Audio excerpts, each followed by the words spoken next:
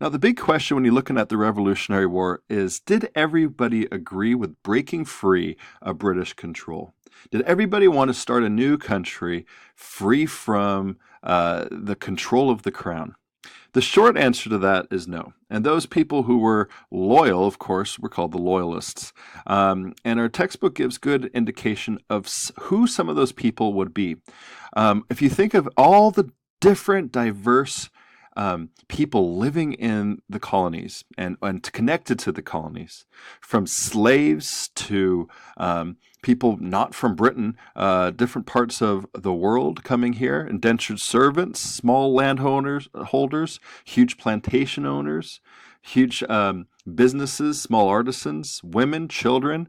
All different people had their own ideas of what they thought about the Revolutionary War. It wasn't these intellectual, enlightened thinkers that signed the Declaration of Independence who had a lot at stake with huge plantations. We're talking about everybody else. We're talking about people like Mary Elmy and her sons who were torn by this divide of who were to fight for one side or the other. We're talking about Benjamin Franklin, yes, but his son who decides to fight on the other side and why he remained loyal.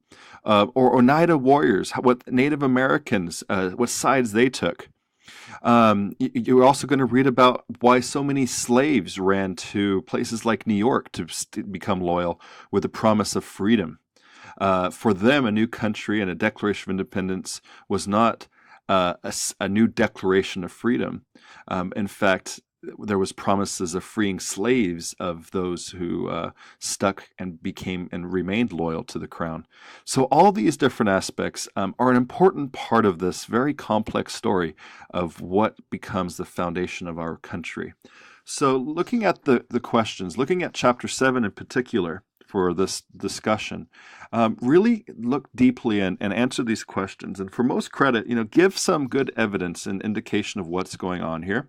There is an optional question at the end, just because it's a good way to connect. It's always good to kind of see what's going on in the past and how, putting ourselves in their shoes and thinking about how these families were ripped apart, some remaining loyal to the crown whilst others carrying on with the Continental Congress and fighting in this new war of independence.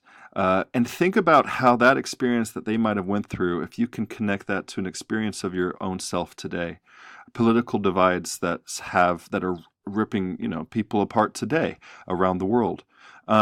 So you can kind of get a similarity of what's going on here. If you want to answer that, that's an optional question.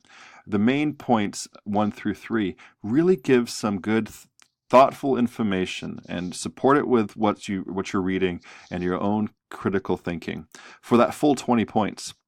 Now, for the 15 points, I just want to kind of go over really quickly to bring in information as much as you can. As you've read some good posts in your small group. There are so many good ones every week, and I'm so amazed that I said in the videos earlier. But giving good examples from the reading, tying it in. Outside sources aren't necessary. If there's enough information in the textbook to help answer these questions and in the readings that I provide.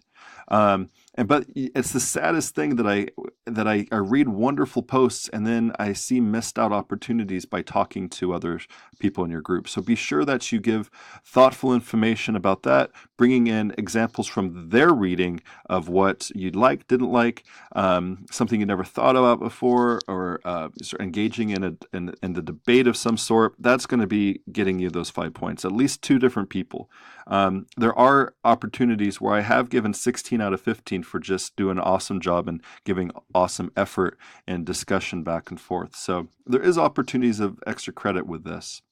Now, the last thing about all these that's really important, I think, is to make sure to save your work on a document, Word document, because Canvas, to be quite frank, sucks sometimes, and it sometimes deletes things or it doesn't pop up for some weird reason. I get emails all the time about that every term, and I just can't reiterate enough to save it and keep it aside until you see that you got a grade on it. Make sure that I got it.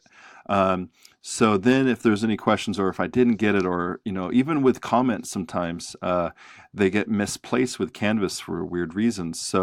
Um, so just make sure that you have a copy of it before you get a grade on it. Okay. So if you're missing something, let me know, or repost it if you have it. If it was missing, or if there's comments that were missed, just let me know. And but save it. Spend some time on this one and the next one due on Friday, and those will give you a chance to comment on them over the weekend as well. Thank you very much.